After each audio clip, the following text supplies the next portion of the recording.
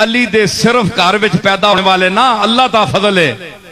अली दे दरवाजे तू मैंने इल्म दी खैरात भी मिली है, दो चार लफ्ज भी मैनू मिले। तो मैं अर्ज कर रहा कि ये बयान होता है तो तुम डॉक्टरों के पास जाते हो जान बचाने के लिए, हम पीरे कामिल के पास जाते हैं ईमान बचाने के लिए।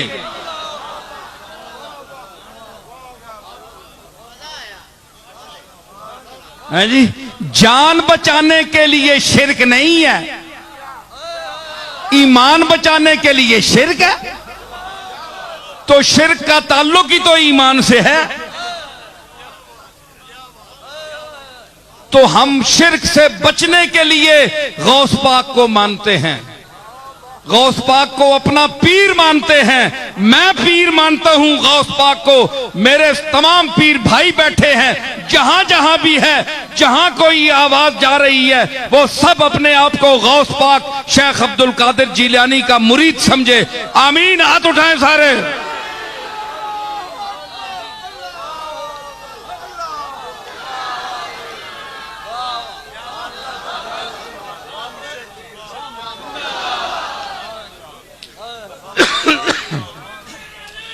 लोग पूछते हैं कि जनाब किसी पीर के हाथ पर जरूरी बैत करना है? नहीं, कोई जरूरी नहीं है। जो दुनिया से चले गए हैं पीराने पीर हैं। अगर इस दौर में कोई काम का पीर नहीं मिलता,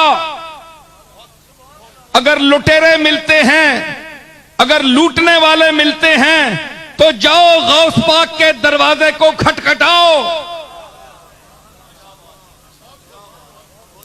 तुम्हारा पीर वो है जो सारे पीरों का पीर है, जो पीरे दस्तगीर है, अली का वजीर है, नबी का मुशीर है, औलिया का अमीर है, गरीबों का दस्तगीर है।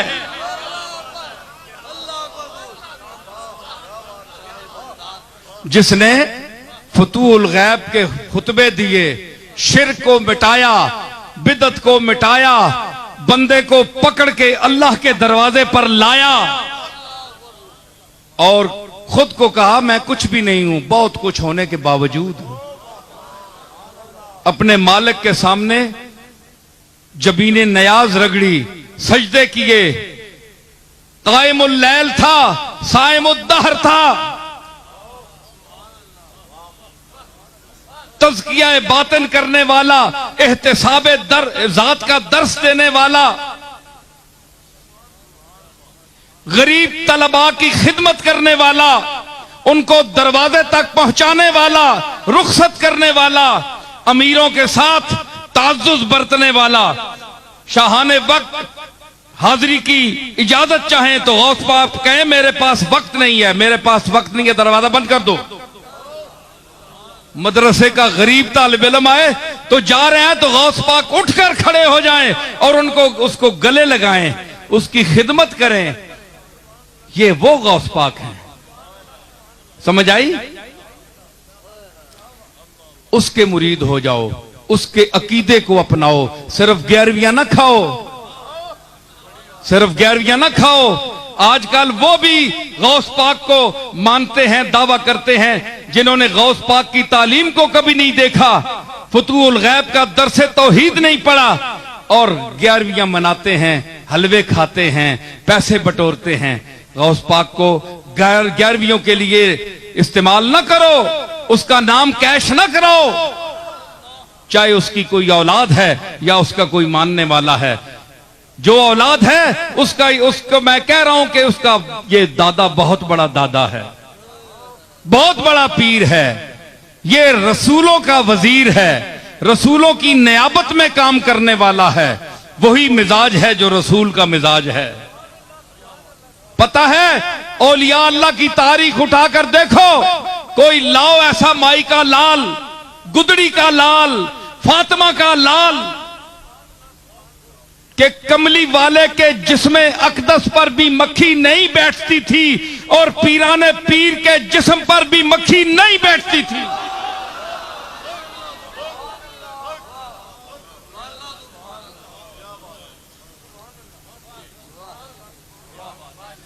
समझ आई? ये वो पीर है, इस पीर के साथ ताल्लुक रखो।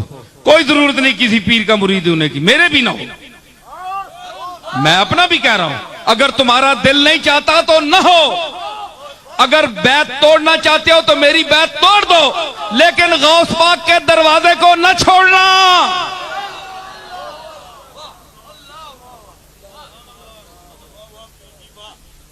समझ आई?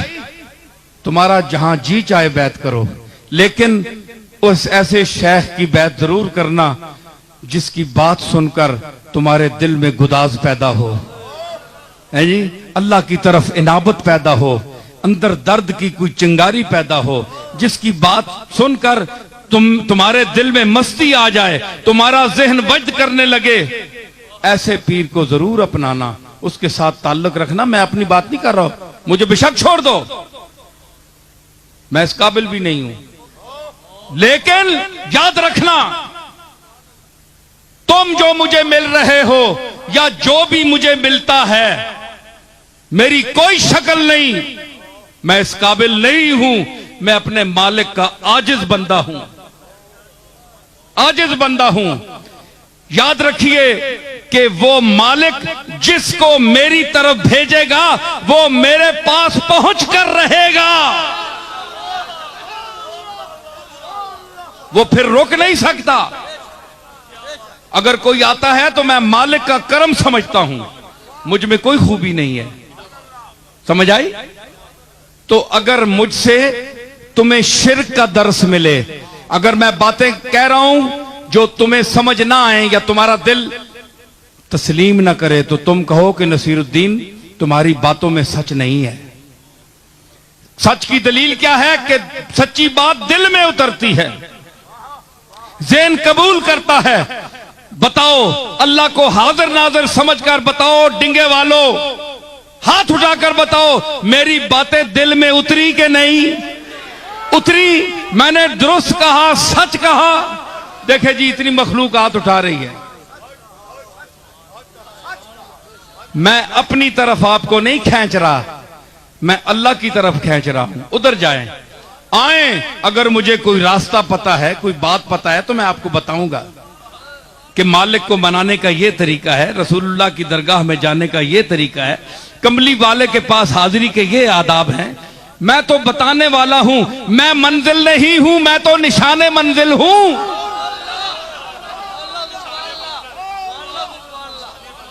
इतनी बात मैं बताता हूं कि जो मंजिल पर पहुंचना चाहे निशाने मंजिल के बगैर,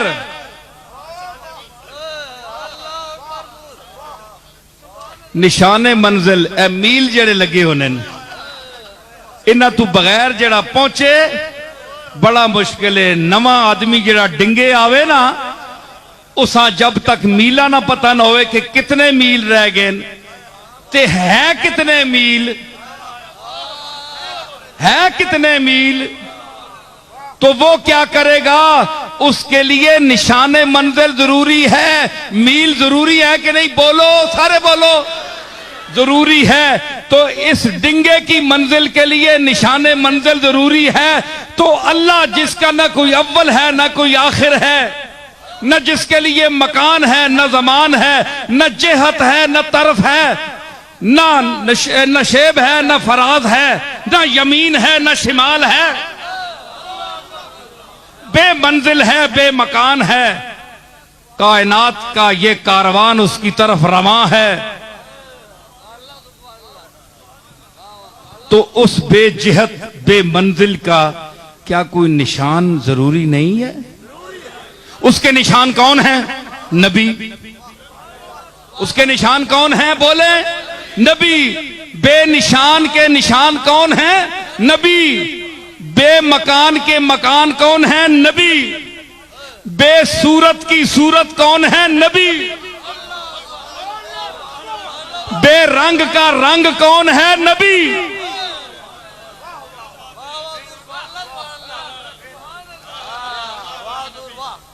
तो फिर जाना पड़ा नबियों के पास के नहीं? जाना जरूरी है कि नहीं? नबी मंजिल बताते हैं कि इतना दूर है, इतने इसकी मसाफत है, यहां इस तरह से जाओ, यहां से यूं मुड़ो, इस तरह जाओगे तो मुशरिक हो जाओगे, इस तरफ जाओगे तो बिदती हो जाओगे, इस तरफ जाओगे तो गुमराह हो जाओगे, यूं चलो। इसलिए कहो इहदिनस सिरातल मुस्तकीम, इहदिनस सिरातल मुस्तकीम।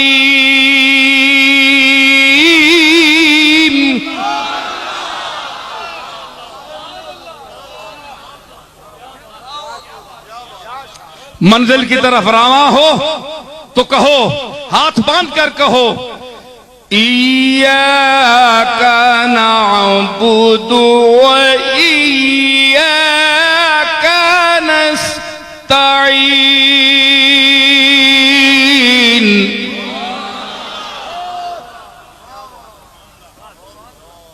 तेरी इबादत करते हैं, तुझ ही से मदद मांगते हैं। यह है निशान मंजिल। इससे हटोगे तो गुमराह हो जाओगे। नबी बता रहे हैं, कुरान बता रहा है।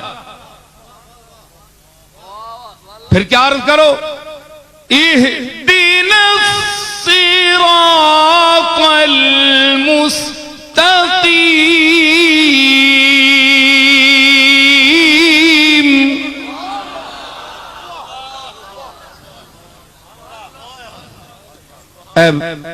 नामालूम मंजिल के मालिक सदीकी साहब, ए नामालूम मंजिल के मालिक, ए नामालूम मकान के मकीन, हमें सीधा रास्ता दिखा जो ऐन तेरे सहने कर्म में जाकर मिले।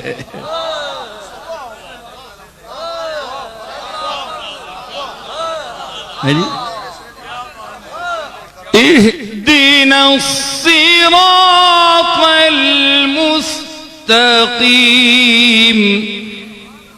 कौन सा सिरात? सिरातल लज़ीना अन्अमता अलैहिम।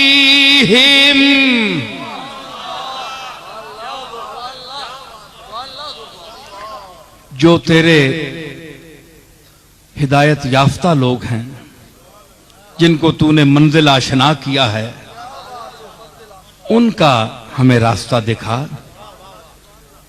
गैरिल मग़दूबि अलैहिम वलद्दाल्लीन।